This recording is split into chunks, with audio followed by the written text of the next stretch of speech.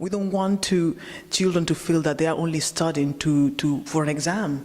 That's just not the way. We want to show them that what you're studying now, it could be a solution for tomorrow. We need to create children that are producing social change.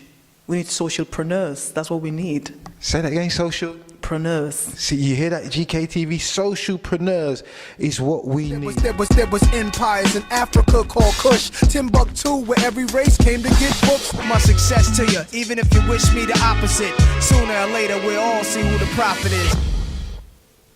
Here we are at the Black Child Agenda in South London, the Caribou Centre in Brixton. Welcome to GKTV. We are the UK's #1 conscious platform. I'm Dua Mutev, and I am here with an exceptional young lady who goes by the name of Rijole Bitata. Rijole Bitata. Rijole Bitata. You got to say that with a little Spanish twang, innit? Rijole Bitata. Yeah, love just speak upstairs, Rijole.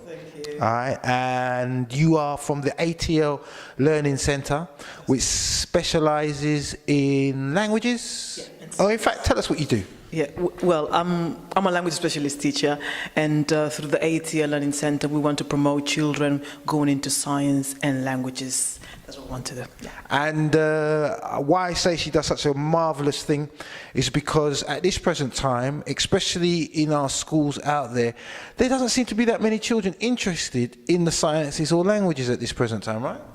Yeah, that is correct. However, with sciences, schools are trying to do more than with languages. I think with languages, schools try to get away due to the fact that many teachers are not prepared to teach languages themselves. They might not have the knowledge or the skills to do so. However, with science comes with a more supportive package. You can go online, and also you don't need to know very much about science, believe it or not. You just download the program, the lesson plan is done, you can get it online, and also there's plenty of ideas that you can utilize, and also is prioritized before languages. So I think the job is there, but I think they need more needs to be done. You're very passionate about languages, aren't you? Yes, I am. And why are you so passionate about that? Well, I was raised in a bilingual family household, and also I was brought up in a bilingual county back in Spain. Okay, Spain is where you was originally brought up? Yes, I was born in Spain, particularly Mallorca, which is part of the Catalan-speaking areas in Spain. Henceforth, Rijole. Well, actually, my name is an African name. It belongs to the Bantu language. Okay, and what part of Africa are you originally from? Equatorial Guinea, Bioko Islands to be more precise. And what's the language of Equatorial Guinea? Because you was explaining upstairs where it seems like a lot of African countries want to abandon their natural languages or their indigenous languages and take up their European colonial languages, right? Yeah, that is correct. That's happening right now in my country. The government wants to promote Spanish, English, Portuguese, and French. And why is this? I believe that they want to give credit to the colonial past, because we were colonized by the Spanish, by the English, by the Portuguese, but not by the French. The other Guineas were colonized by the French, but because we are Central Africa, and next door, our neighboring countries like Cameroon and Congo, they speak French there, and I think they have good ties. The government has good ties with the government over there, so they want to have to be like hand in hand, basically. So how long have you been in the UK, and how did ATL come about? I've been in the UK for 10 years now, and ATL was born out of the need of seeing more creative for our children. I don't think it's enough done in schools. I think it's very much, the national curriculum is very rigid. There's no room for creativity. Even me as a teacher, I could be teaching something and just yawning in the process because it's boring the way they package things, and there's no room for the teacher to also be themselves. And I found that I wanted to create a platform where I could be myself teaching. Conflicted with the curriculum? Yes, we do, to deliver more engaging lessons and also to engage the children. We don't want children to feel that they are only studying for an exam. That's just not the way. We want to show them that what you're studying now, it could be a solution for tomorrow. We need to create children that are producing social change. We need socialpreneurs. That's what we need. Say that again, socialpreneurs. socialpreneurs. See, you hear that, GKTV? Socialpreneurs is what we need. I love the way that you are very passionate about language, because contrary to belief, we're moving into a global world, a global society. So when you say languages are very, very important. Yes, they are, and the government, actually, the UK government is quite concerned because at GCSE and A levels, children are actually dropping the languages. They reach as far as GCSEs, and then when they reach the A levels, many children don't pick up those languages.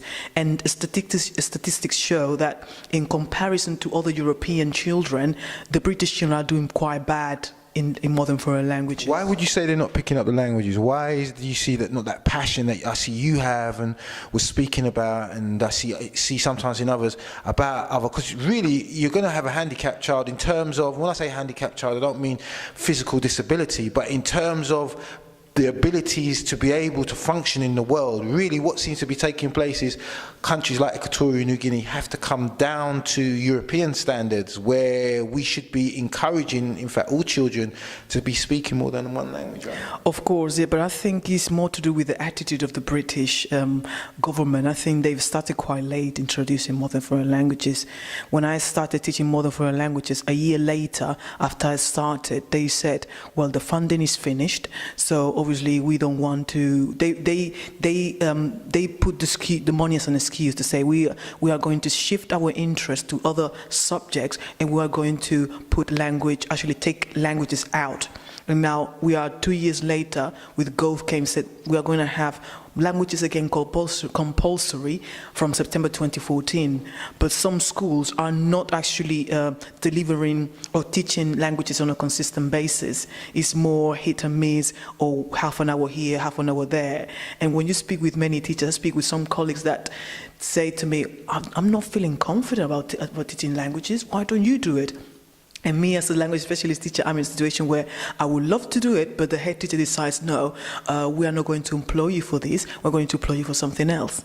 So my expertise, my skills are not being utilized to the advancement of the children in the school. So if you had the opportunity, say, to create a curriculum, yeah, or to bring what ATL does to the Education Authority, what advice would you give them? Well, that's a hard one. I think schools, particularly, need to be aware of the funding, the grants that are available, because there's grant out there that allows teachers and schools to be up there, especially at primary level. You have Erasmus. Erasmus is one where you can apply for maybe £50,000 in money to send teachers abroad for intensive courses, and also to do job shadowing with other teachers abroad in places like Portugal, or even Finland, and even Spain as well, the Canary Islands. So I think the initiative is there, but I think schools are so stressed up about other things that they try to avoid it. They have other priorities, maybe. They have something in their agenda that requires emergency attention, and obviously that's the problem. But what I would say is that they need to support the teachers. They also need to bring more specialist teachers at primary level. Primary school teachers are doing quite a lot. They're teaching all the subjects. Why are you going to give them another subject to teach? They have to do the marking, which doesn't take half an hour, it takes probably 2 hours to mark. Then they have to do the planning, and you are asking them to teach a modern foreign language that probably they cannot speak themselves. So it's crazy, right? Yeah, it's crazy. It's crazy, yeah. And ATL Learning Centre, yeah, if any parents out there wanted to, say, get in touch with you to get some extra tutelage in science or languages, how can they get hold of it? Well, if you can follow us on Twitter at InfoATL. We are also on Facebook, and you can also give us, we'll send an email to info@atl-lclondon.co.uk. We offer GCSE languages, exam preparation, and SATs. And for science, we do chemistry, biology, physics, and mathematics. And we also have a little club going on for children that are under 8 years old that want to learn another language. because languages is not compulsory for children in year 1 and 2. So if you are, for instance, a parent that wants to start the child as soon as possible, you want to know that ATL can offer French club for children under the age of 8 to learn. Yeah, so that's what we do every Saturday from 10 to 11 at the Deptford Lounge Library. Okay, then thank you very much, Rijole, for joining us here. Parents, it's important that your children learn another language. We are moving into a global world, global business, global systems. It's important. Get with the program. Check out ATL. Check out Rijole. You're with GKTV, #1 conscious platform. We are at the Black Child Agenda. You should be here with your child. If you're not, then GKTV will take you to where you need to be. Keep it at the #1 conscious platform.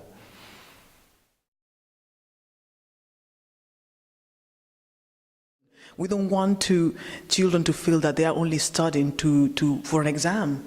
That's just not the way. We want to show them that what you're studying now, it could be a solution for tomorrow. We need to create children that are producing social change.